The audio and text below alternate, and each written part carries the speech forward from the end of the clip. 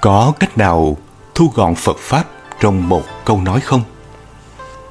Có một ông hành giả hỏi vị thiền sư, có cách nào thu gọn Phật Pháp trong một câu nói không?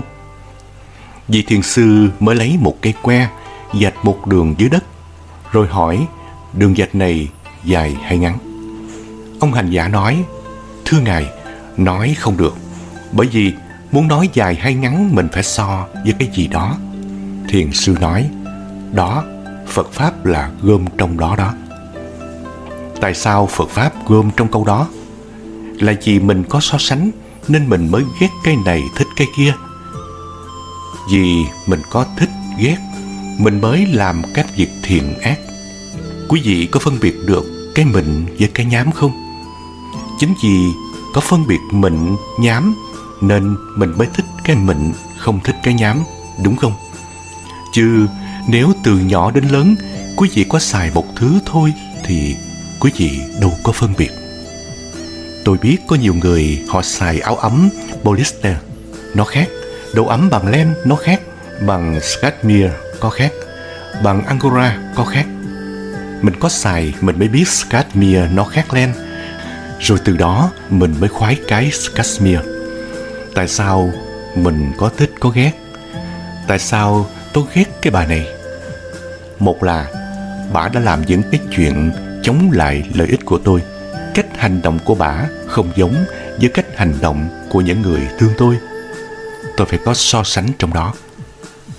Muốn tự học Phật nên bắt đầu từ đâu? Đời sống này nó là một sự so sánh. Tại sao thích ăn cay? Là vì cái cay nó ngon hơn cái không cay. Tại sao sợ cay? Là vì cái không cay nó ngon hơn cái cay. Tại sao có những món mình ăn phải nóng? Là vì ăn nóng nó ngon hơn không nóng. Có nhiều món mà mình phải ăn lạnh, nó ngon hơn không lạnh. Như trưa hè nóng nực, mình ăn chén chè đậu xanh ấm ấm, nó không ngon bằng chén chè đậu xanh mà có đá. Cho nên có nhiều lúc lạnh nó ngon hơn không lạnh. Có nhiều lúc nóng nó ngon hơn không nóng. Có nghĩa là ghét và thích nó đều đi ra từ so sánh. Từ có so sánh mới có thích ghét. Từ có thích ghét nên người ta mới có trốn ghét tìm thích. Và có nhiều con đường trốn ghét tìm thích. Con đường thứ nhất là thiện ác bất chấp. Con đường thứ hai là làm lành lãnh dữ. Để chi vậy? Để kiếm được cái thích và né được cái ghét. Như vậy toàn bộ Phật Pháp nằm trong đường vạch đó, đúng không? Phật Pháp vi diệu. Nhờ cô Đoàn Như Ý, giáo viên trường Chu Văn An, kể tôi nghe về tấm gương nghị lực phi thường và nhân hậu vượt qua bệnh tật hiểm nghèo nhờ trì chú tụng kinh làm công quả từ thiện. Tôi về trường trung học cơ sở Nguyễn Bỉnh Khiêm, gặp cô Liên Văn Thư, hỏi mới biết nhà cô La Thị Xuân Lộc ở tổ 1, phường Phú Hiệp, thành phố Huế. Trò chuyện với cô Lộc, cô nói Phật Pháp vi diệu. Năm nay cô Lộc 58 tuổi. Năm 51 tuổi, cô bị ung thư buồng trứng. 3 tháng sau quá trị 6 đợt, rồi di căn qua xương, xạ trị 25 tia. 3 năm sau, di căn qua vú phải cắt bỏ.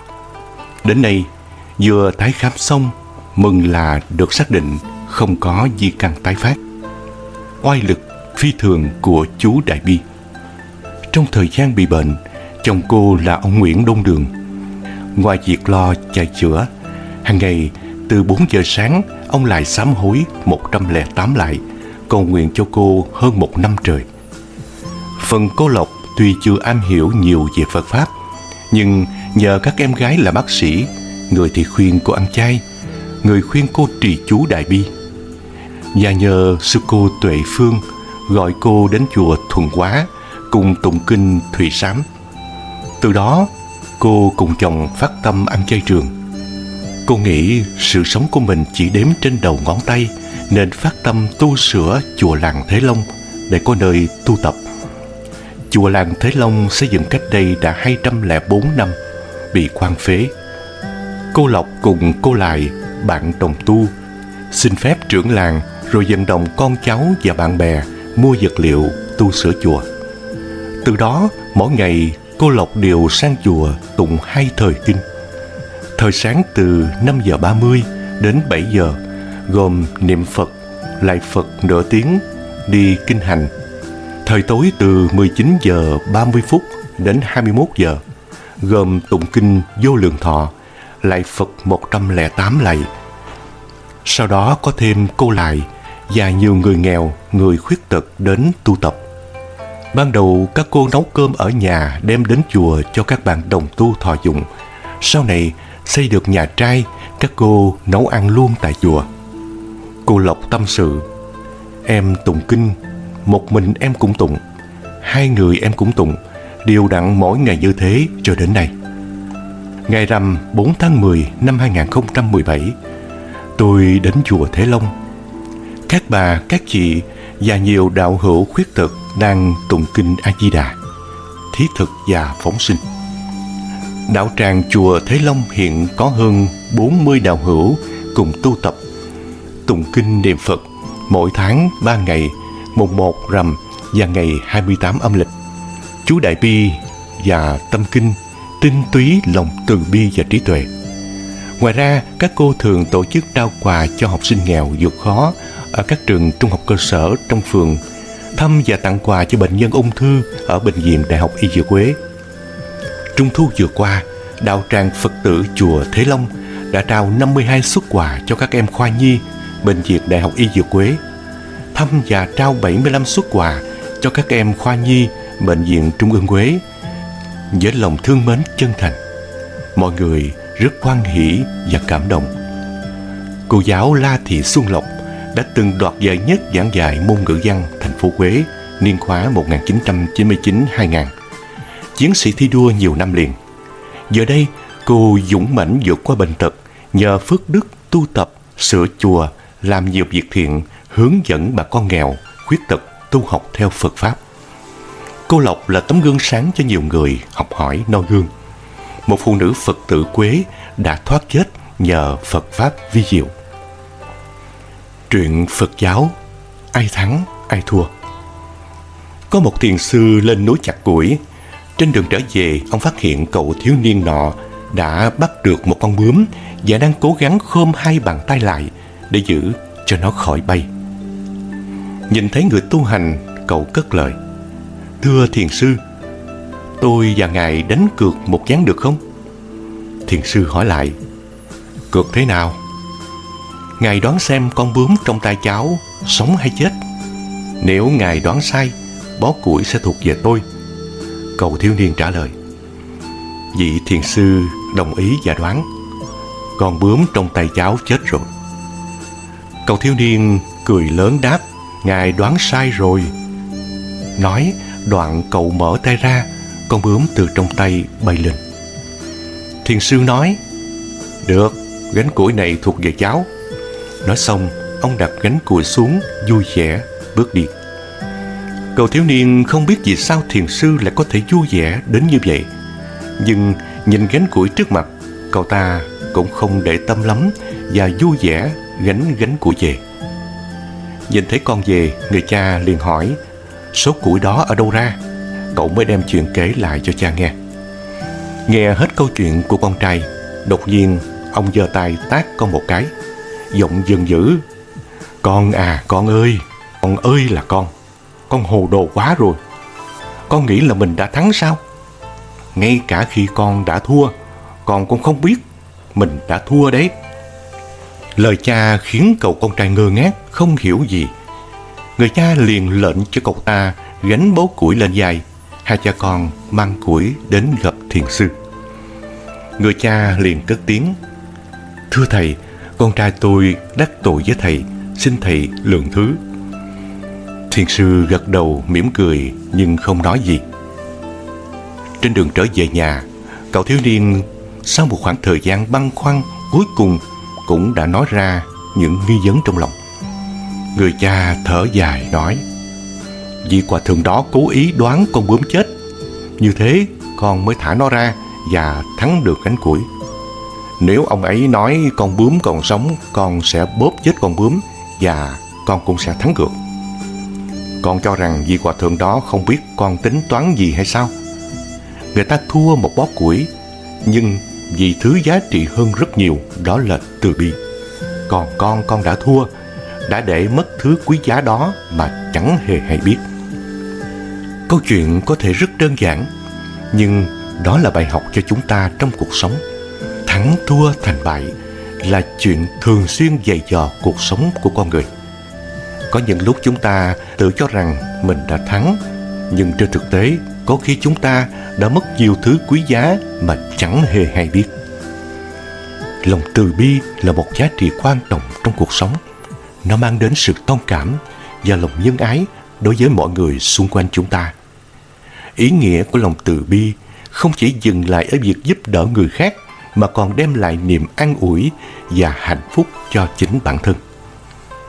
Khi chúng ta có lòng từ bi, chúng ta không chỉ tìm cách hiểu và chia sẻ khó khăn, mà còn nhìn thấy những niềm vui và thành công của người khác như niềm vui của chính mình. Lòng từ bi không phân biệt đối tượng, không kỳ thị tôn giáo, chủng tộc hay địa vị xã hội. Nó là nguồn động lực để ta giúp đỡ và chia sẻ yêu thương một cách vô điều kiện. Lòng từ bi không chỉ thể hiện qua những hành động lớn, mà còn được thể hiện qua những điều nhỏ nhặt hàng ngày. Một lời chia sẻ động viên, một nụ cười chân thành, hay một sự quan tâm tới những khó khăn của người khác đều có thể tạo nên sự thay đổi tích cực và lan tỏa yêu thương. Khi chúng ta sống với lòng từ bi, không chỉ người khác mà chính ta cũng trở nên hạnh phúc hơn. Lòng từ bi là nguồn năng lượng tích cực. Nó giúp chúng ta xóa bỏ tự ái và tự ti.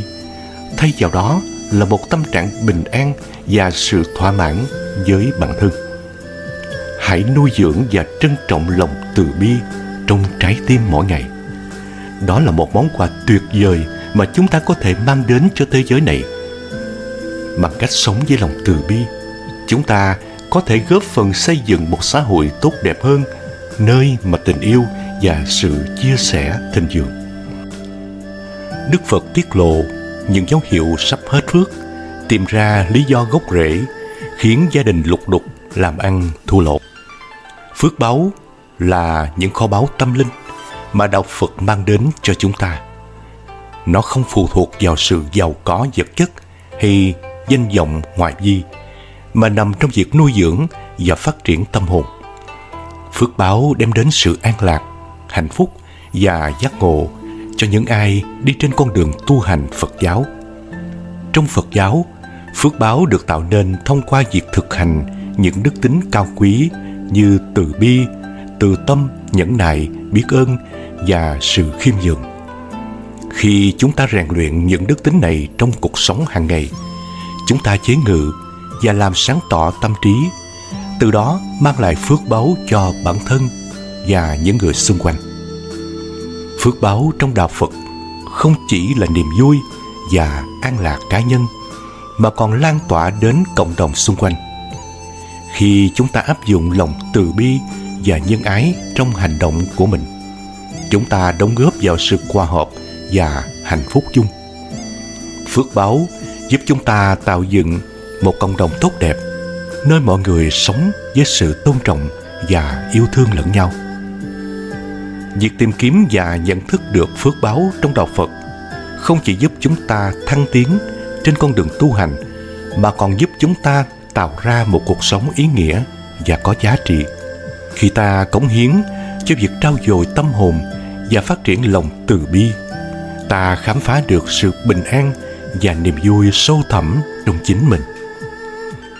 Nhận ra những dấu hiệu sắp hết phước này, cần tìm cách sửa đổi tâm tính. Ngược lại, nếu bạn ngó lơ, xem như không có, và sẽ có nguy cơ rơi vào cảnh nghèo đói, túng quẫn, vô cùng khổ sở. Thứ nhất là thất bại liên tiếp. Mối quan hệ giữa ai kia và tiền bạc không giống như cách chúng ta vẫn nghĩ. Chính điều đó đã gây ra những lầm tưởng khiến ta khó thoát nghèo. Thông minh không đảm bảo cuộc sống giàu có, mà là lộc của mỗi người. Đó là lý do chúng ta hay nói một người nào đó giàu là do may mắn. Nhưng hiểu sâu hơn thì ta sẽ biết rằng họ có nhiều phước lộc. Thế nên, một người nhiều phước làm đâu cũng trúng, càng ngày càng ăn nên làm ra. Ngược lại, người ít phước thì chăm chỉ, vất vả nỗ lực rất nhiều, nhưng cũng không giàu nổi. Nhưng bên cạnh đó, nếu trước đây làm ăn tốt, nhưng nay liên tục thất bại, thua lỗ, thì nên thận trọng. Có thể bạn đang sắp hết phước rồi đấy. Nếu việc kinh doanh trước đây đang tốt, khách ra vào nườm nượp, nhưng giờ vẫn mặt hàng đó, thế mà suốt một thời gian dài lại xảy ra tình trạng thi thoảng mới có khách ngó tới. Đó là một trong những dấu hiệu sắp hết phước mà bạn không nên bỏ qua. Sự thật là nếu một người phước dày, buôn bán, làm ăn gì cũng có lợi nhuận, bạn sẽ gặp được rất nhiều con đường kiếm tiền.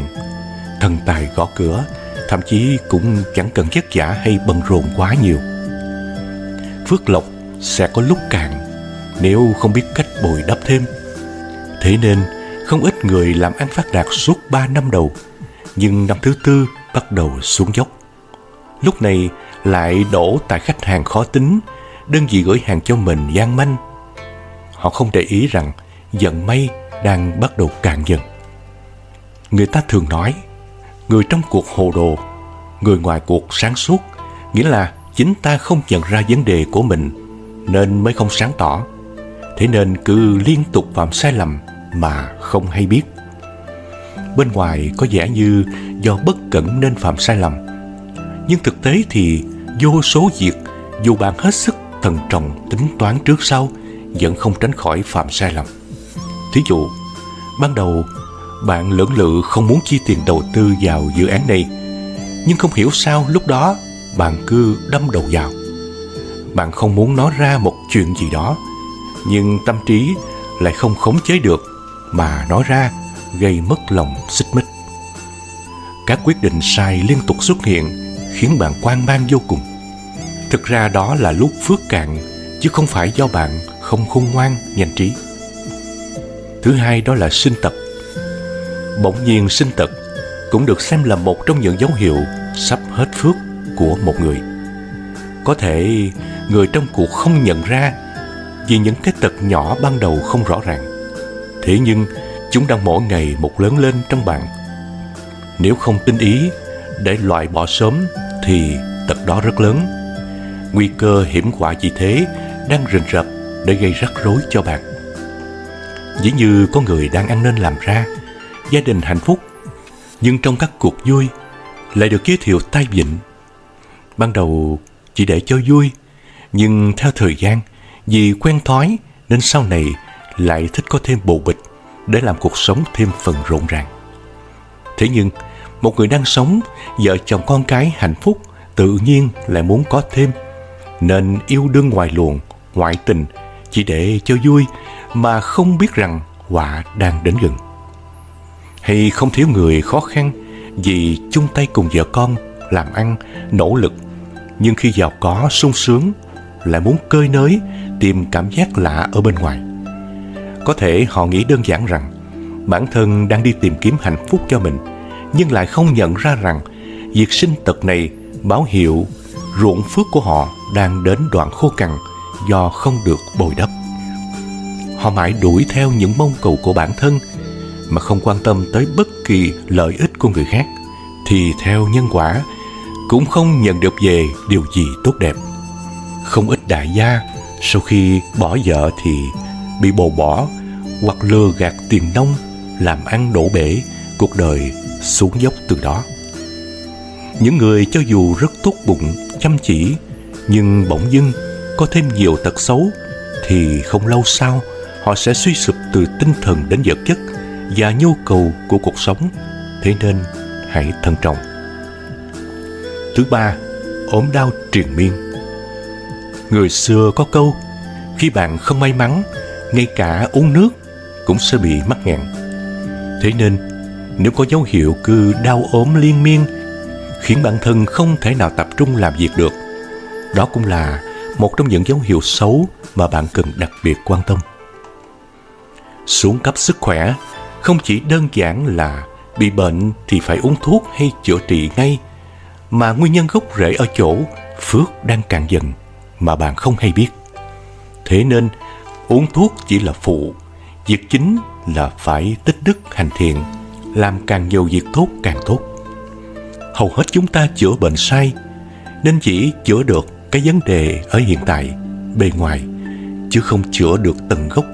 Cuối cùng là bệnh tái đi tái lại, hoặc thậm chí còn có thêm bệnh mới nặng hơn. Lúc đấy ta chỉ biết đổ tại mình xui, chứ không thể giải thích nổi, cho dù bản thân cố gắng sống lành mạnh, ăn uống ngủ nghỉ khoa học. Mà đúng là xui thật, vì vận may đã hết sạch mà không biết, không tìm cách nào để cải tạo ruộng phước của mình. Thậm chí có một số người xui xẻo đến nỗi đi bộ cũng bị xe đâm vào người, ăn cũng bị mắc nghẹn dẫn đến tử vong. Cho nên đừng xem thường những cái xui nhỏ mình đang gặp, mà nên tỉnh táo thay đổi lối sống.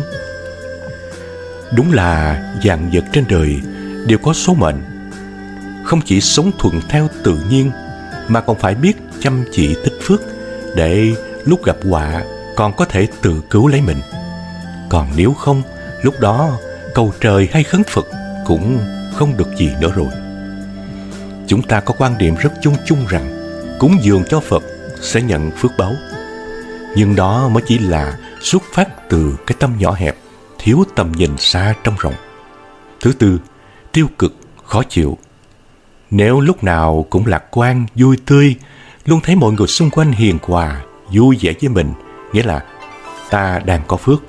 Ngược lại, nếu trong lòng hay bất an, tiêu cực, nhiều người chơi xấu, tìm cách hãm hại, nhìn xung quanh ai cũng là kẻ xấu, thì không chỉ dừng lại ở việc đổ lỗi cho hoàn cảnh của mình, mà còn là do bản thân đã sắp hết phước. Nhiều điều khiến tâm trạng không tốt cũng đồng nghĩa với việc phước đức đang dần cạn đi theo thời gian. Hãy nhận diện rằng nếu một thời điểm mà trong lòng bạn luôn nghĩ xấu về người khác, thì bản thân đang trong giai đoạn hết phước rồi đó. Một người sắp hết phước cực kỳ tiêu cực. Họ không thích khen ngợi cho thành công của người khác, ghen tị với ai đang hạnh phúc hơn. Thậm chí họ còn tìm cách đi nói xấu, vu khống cho một cá nhân, chê người ta làm giàu bất chính, ăn chặn tiền từ thiện, trong khi bản thân chẳng làm gì được cho người khác.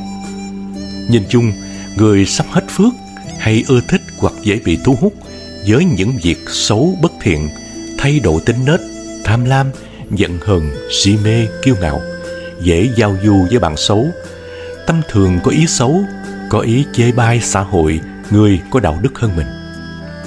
Nếu nhận thấy bản thân đang có dấu hiệu này, thì nên sớm tìm cách sửa đổi, chọn bạn mà chơi, tránh xa người xấu, chọn người sống lương thiện, chăm chỉ, tu chí làm ăn mà giao lưu. Bên cạnh đó, đừng quên giúp đỡ người khác, chăm chỉ làm việc thiện, giúp người, giúp đời. Thứ năm, mối quan hệ bất ổn. Bạn chẳng thể nào an tâm mà làm ăn, kiếm tiền nếu gia đình lục đục, nội ngoại mâu thuẫn xảy ra liên miên.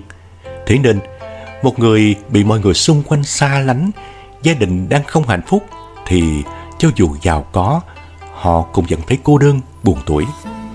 Họ thường có xu hướng dùng tiền để bù đắp khoảng trống trong lòng, để mua niềm vui, vì cho rằng có tiền là có tất cả.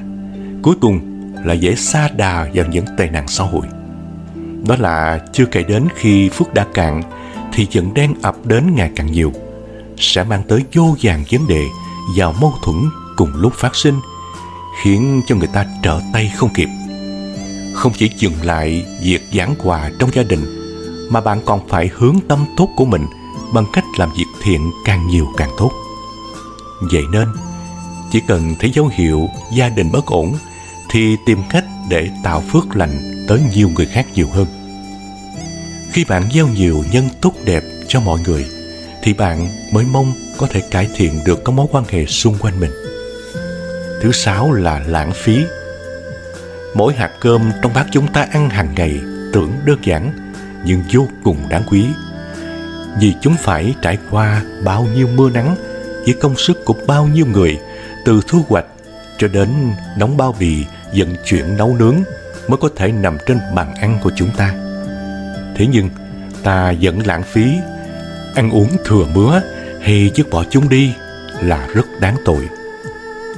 Đó mới đơn giản là hạt cơm, còn những thức ăn khác mà để thừa thì càng không nên chút nào. Một người dù đang sống trong sung sướng mà lãng phí thì lối sống ấy không kéo dài lâu, vì họ đang lãng phí phước báu của mình mà không hề hay biết. Hành động lãng phí đồng nghĩa với sự vô ơn, không biết trân trọng những gì mình đang có. Thế nên, theo thời gian, mọi thứ sẽ quay lưng với chúng ta. Lúc này việc làm ăn cũng không thuận, thường thiếu trước hụt sau. Trong khi đó, một người sống tiết kiệm thì cuộc đời không bị thiếu thốn, luôn được no đủ. Vì thế, hãy thực hành lối sống tiết kiệm mỗi ngày. Không bỏ đi những gì vẫn còn có thể sử dụng được. Hãy trân trọng từng món đồ mà mình đang sở hữu.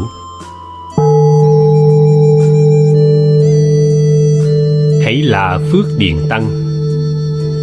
Từ năm 1983, Học viện Phật giáo Thành phố Hồ Chí Minh đã được thành lập. Những ước mơ của chư Tôn Đức lúc bấy giờ cho đến ngày nay đều muốn chúng ta có cơ sở nội trú để tăng ni học và tu. Nhưng phải trải qua hơn 30 năm, ước mơ đó ngày nay mới trở thành hiện thực. Học viện chúng ta đã khai giảng khóa 11.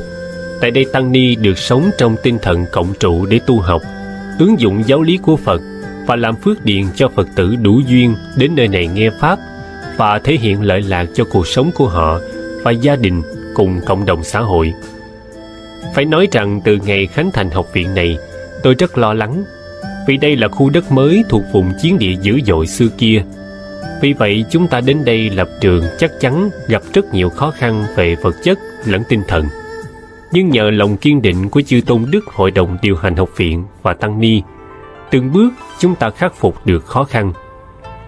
Có thể khẳng định phần áp lực tinh thần quan trọng nhất trong cuộc sống tu hành. Nếu chúng ta bị áp lực tinh thần là ma lực, thì người tinh thần yếu không vượt được. Áp lực là chúng ta sợ khó, sợ khổ, sợ ma chướng, sợ bệnh hoạn, sợ cuộc sống thiếu thốn, nói chung sợ đủ thứ. Tất nhiên tâm lý hoang mang, lo sợ đó ảnh hưởng mạnh mẽ đến đời sống tu hành chúng ta. Thực tế, đa phần nghĩ rằng tập hợp số lượng tăng ni đông, chắc chắn đời sống vật chất phải có vô số khó khăn. Nhiều người ưu tư góp ý với tôi về nước sinh hoạt của tăng ni. Nếu nước sinh hoạt không bảo đảm, đương nhiên bệnh tật phát sinh. Nhưng may mắn chúng ta vượt qua được khó khăn này, vì ở khu đất nơi đây chưa có nguồn nước máy của chính phủ đưa đến, nên chúng ta có thể sử dụng nước giếng, nước khoan và có xử lý vệ sinh, nên cũng không có gì phải lo nữa. Kể đến, cơm gạo là vấn đề khó thứ hai, nhưng cũng lại được may mắn. Có nhiều người quan tâm giúp đỡ chúng ta vượt qua cái khó này. Có nhiều Phật tử hằng tâm hằng sản đã phát nguyện cung cấp gạo cho tăng ni ít nhất là 3 tháng, cho đến có thể trong 3 năm, tức cho đến khi tăng ni sinh viên tốt nghiệp. Cái khó thứ ba là rau củ quả cũng được nhiều người lo lắng, vì nếu không bảo đảm được chất lượng thực phẩm rau củ sẽ dẫn đến bệnh tật. May mắn là tập đoàn Vingroup đã hứa cung cấp rau sạch trong 1 năm cho học viện. Tôi nghĩ sau 1 năm, chúng ta đã ổn định được việc có rau sạch, và từ đó có thể tự sản xuất rau củ, tự cung cấp thực phẩm an toàn ngay tại khu đất của học viện, và đó cũng là mô hình mà tăng ni sinh viên có thể áp dụng khi ra trường đến nơi mình hành đạo. Như vậy, khi đời sống vật chất và tinh thần đã ổn định, phần còn lại là tăng ni nỗ lực tu để vượt lên được, nghĩa là từ đời sống tầm thường trở thành phi tượng, từ phàm phu chuyển mình sang giai đoạn hiền thánh. Nếu không đạt được thành quả như vậy trong đời tu học, thì nợ của đàn na thí chủ khó mà trả nổi. Tôi mong tăng ni sinh viên nỗ lực vượt lên, xóa được trần lao nghiệp chướng, trở thành tỳ kheo thực sự của Đức Phật. Một vị tăng thực sự đúng nghĩa là thân không bệnh hoạn, tâm không phiền não, cắt đứt trần lao và diệt trừ nghiệp chướng, mới có thể thay Phật làm lợi ích cho chúng sanh ở thế gian này. Việc đầu tiên, làm sao chúng ta không bệnh? Phật có dạy chúng ta điều này. Thân không bệnh hoạn là điều hòa được thân nghiệp của chúng ta, việc này rất quan trọng. Nói đến thân nghiệp, phải nói thêm về nghiệp quá khứ. Dù chúng ta có nhân duyên xuất gia, nhưng đời trước từng phạm lỗi lầm, cho nên đời này mang thân tứ đại đã thể hiện nghiệp quá khứ. Thật vậy, các bậc hiền nhân trải qua kinh nghiệm tu hành, qua sự chứng ngộ, nên đã thấy trong kiếp xa xưa từng phạm lỗi lầm, các ngài mới thực lòng sám hối tội căn của mình. Tội căn là gì? Nếu đời này chúng ta xuất gia, nhưng thân thường đau yếu, tâm dễ buồn phiền, không bằng bạn và Phật tử trông thấy mình, họ không phát tâm. Chúng ta nghiệm lại lời dạy của người trước rằng đây chính là nghiệp chướng trần lao của chúng ta. Tôi xuất gia làm tăng, thổi còn trẻ thường đau yếu. Cố Hòa Thượng Thiện Hòa, Giám đốc Phật học đường Nam Việt, đã khuyên tôi nên lạy hồng danh sám hối. Nhờ thực tập pháp này một cách miên mật, túc nghiệp của tôi tiêu dần, sức khỏe tốt lên mới tiến tu được. Đây là kinh nghiệm mà tôi muốn chia sẻ với tăng ni thường đau ốm. Nếu túc nghiệp là bệnh nghiệp, nhưng có người không tin lời Phật dạy, không tin nghiệp lực, mới nghĩ rằng tại mình thiếu chất này chất nọ. Nhưng riêng tôi nghĩ mình thiếu phước, thiếu đức, thiếu hạnh. Thiếu phước đức, thiếu hạnh thì phải siêng tu hạnh của sa môn theo Phật dạy, phải cố tạo phước. Thực chất tu hành là như vậy. Có người nghĩ thiếu chất nào thì kiếm bổ sung cho cơ thể khỏe mạnh, nhưng càng bổ sung, bệnh càng sanh và cuối cùng chết sớm hay bỏ tu. Kinh nghiệm tôi hơn 60 năm hành đạo đã nhận ra điều này. Tu hành phải xóa nghiệp đời trước, không tạo nghiệp mới, từng bước khắc phục thân nghiệp, thì thân không ốm đau, không đòi hỏi. Đó là điều căn bản phải thực hành cho được để tiến tu. Khắc phục được thân nghiệp, đi xa hơn, chúng ta thực tập thiền quán. Tôi khuyên tăng ni nên áp dụng thiền tứ niệm xứ trước để xóa nghiệp tâm đời trước, vì chúng ta còn kẹt tham sân si. Nói về tham, chúng ta thường kẹt tham ăn, tham ngủ, tham danh, tham lợi, và tệ nữa lại tham sắc. Đó là ngũ dục mà Phật luôn nhắc nhở tăng ni đoạn trừ.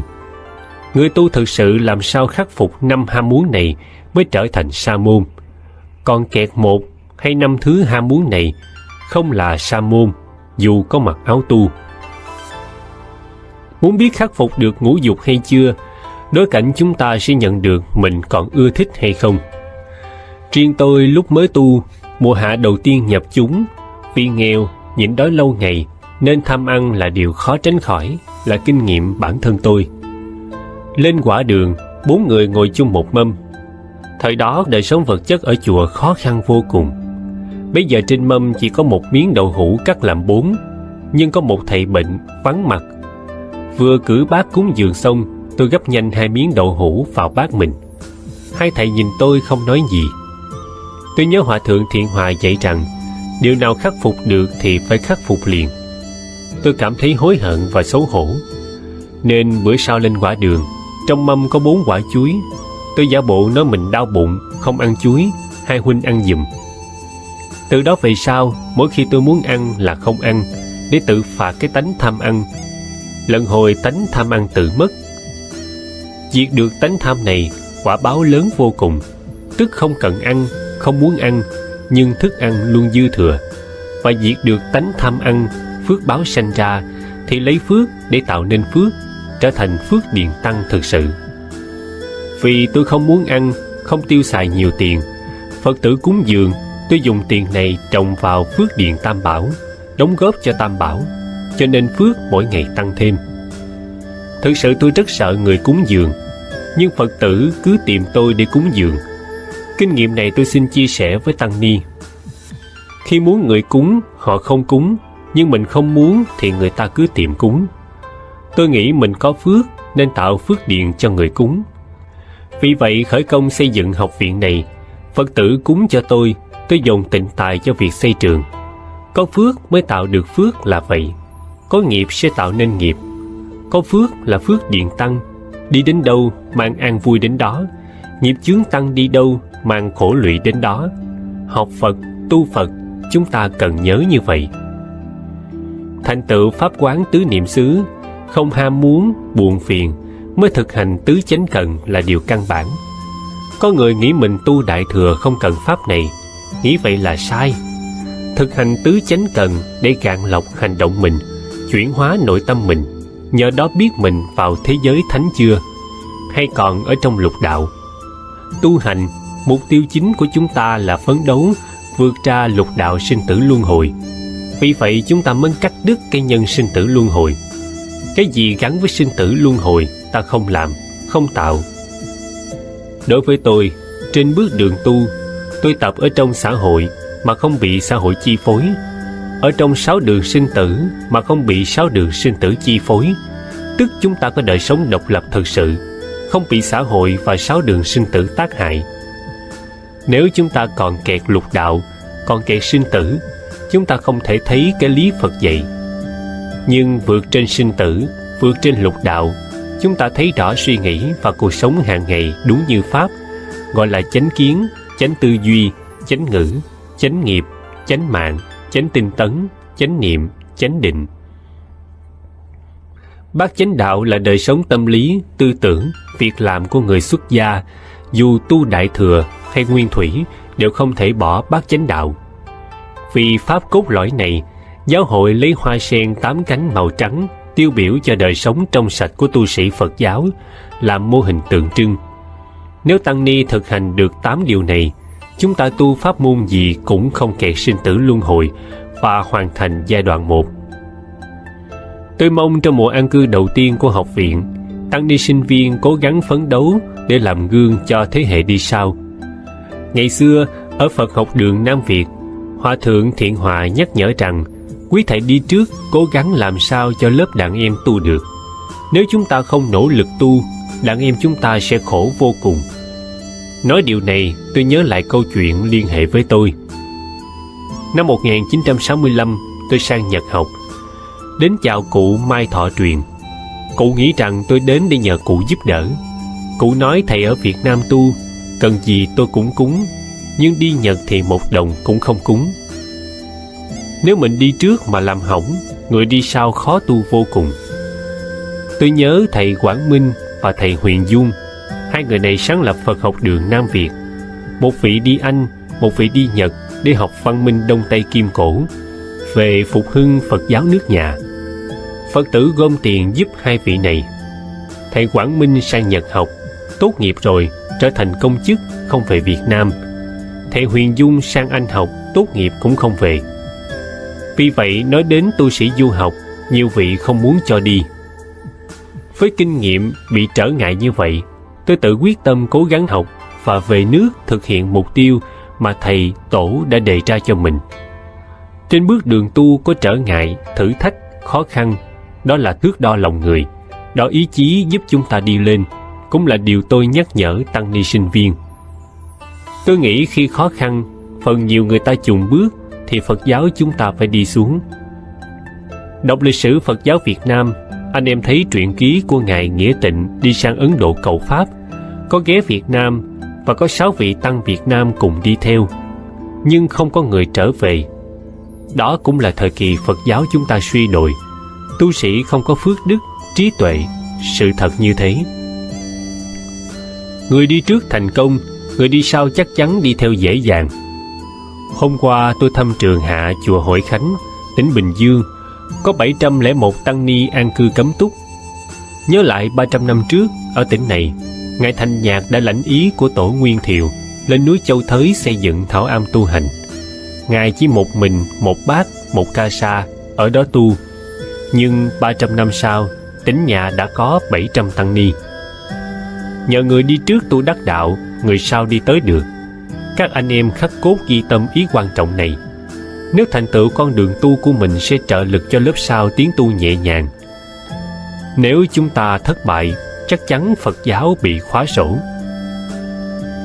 Tôi mong tăng ni sinh viên nỗ lực phấn đấu vượt khó, càng khó càng dũng mãnh vượt qua để đạt được mục tiêu của người xuất gia. Hôm nay ngày mùng 1 tháng 5 là ngày khởi đầu mùa tụng kinh Dược Sư. Có người nói kinh Dược Sư hay kinh Đại Thừa không phải của Phật, nên chỉ tu theo kinh Nikaya mới là của Phật. Đây là quan niệm sai lầm. Từ kinh Nguyên Thủy đến kinh Đại Thừa, hay từ nguyên thủy đến kim cang thừa là quá trình phát triển của đạo Phật. Người trước để nhận ra yếu lý này và áp dụng đạt kết quả tốt trên bước đường tu. Nhờ vậy, một số nước theo tinh thần Đại Thừa đã phát triển Phật giáo rất mạnh. Thiết nghĩ áp dụng pháp môn nào thích hợp với mình thì theo pháp môn đó mà thâm nhập đạo. Đối với tôi, học đạo, tôi học từ kinh A Hàm đến kinh Pháp Hoa, kinh Niết Bàn. Nhưng tôi chọn kinh Pháp Hoa là pháp tu chính vì kinh này thích hợp với tôi, có nhân duyên với tôi và tôi áp dụng gặt hái được nhiều kết quả tốt đẹp. Dù chuyên tu Pháp Hoa, nhưng đối với kinh Nguyên Thủy hay kinh Kim Cang Thừa, tôi vẫn áp dụng. Ngày nay có thể nói, chúng ta đã xóa được sự phân biệt, sự kỳ thị các pháp môn tu. Phật giáo Nguyên Thủy, Kim Cang Thừa, Đại Thừa đều hợp nhất. Chúng ta nhìn nhau như bạn đồng tu, nhìn các pháp môn là nhiều mảng do Phật để lại giúp mọi người thăng hoa tri thức và đạo hạnh. Chúng ta tụng kinh Dược Sư nghĩ thế nào? Tôi nghĩ kinh này do các nước theo Phật giáo Đại Thừa sử dụng có kết quả, thì ta xem thành quả đó để ứng dụng vào cuộc sống mình cho được lợi lạc. Và khi đem kinh này so với kinh Nguyên Thủy, tôi thấy đồng nhau không khác. Thật vậy, thực tập Pháp Phật, thấy tất cả các Pháp là một thể thống nhất, nhưng vì trần lao, nghiệp chướng khác nhau, hoàn cảnh khác nhau, khiến người ta thấy khác. Tôi dành tháng 1, tháng 5 và tháng 9 tụng kinh Dược Sư. Đó là truyền thống của Phật giáo Triều Tiên, Trung Hoa và Nhật Bản mà họ sử dụng có kết quả. Hôm nay đầu tháng 5, suốt 1 tháng tôi tụng kinh Dược Sư. Tụng kinh Dược Sư đối chiếu kinh này với kinh Nguyên Thủy và đối chiếu Phật Dược Sư với Phật Thích Ca. Tôi thấy tất cả chư Phật giống nhau, đều nhìn sự vật giống nhau, nhưng các ngài sử dụng phương tiện tùy theo quốc độ, tùy từng thời kỳ mà áp dụng khác nhau. Tôi nghiệm thấy học và hiểu kinh Dược Sư đầu tiên là 12 lời nguyện của Phật Dược Sư. Bồ Tát Quan Âm cũng có 12 nguyện, Bồ Tát Phổ Hiền có 10 nguyện. 12 nguyện của Phật Dược Sư là nguyện và hạnh của ngài không thể trái với kinh Nguyên Thủy. Nếu không có tâm và hạnh như Dược Sư, Quan Âm hay Phổ Hiền, chắc chắn không ai theo chúng ta. Phật Thích Ca nói Đức Dược Sư phát 12 nguyện, nhưng chúng ta coi 12 nguyện này có thích hợp với xã hội chúng ta sống hay không? Hành trì của Phật Dược Sư có giống hành trì của Phật Thích Ca không? Giống thì chúng ta mới theo tu. Nguyện thứ nhất, ngài nguyện rằng hào quang của ngài chiếu khắp vô lượng vô biên thế giới, khiến chúng hữu tình thấy ánh quang này, thân tâm thanh tịnh, đủ tướng trượng phu, siêng tu lục độ, trời biển trần khổ, vào chốn niết bàn. Nguyện của Phật Dược Sư như thế, mục tiêu như thế có trái với cuộc sống chúng ta hay không? Vì bây giờ chúng ta bị vô minh ngăn chia, nên tầm nhìn giới hạn dẫn đến hành động chúng ta sai lầm, hiện hữu của chúng ta không được người chấp nhận. Ai hành Bồ Tát Đạo dễ nhận ra ý này. Hào quang của Phật tiêu biểu cho trí tuệ.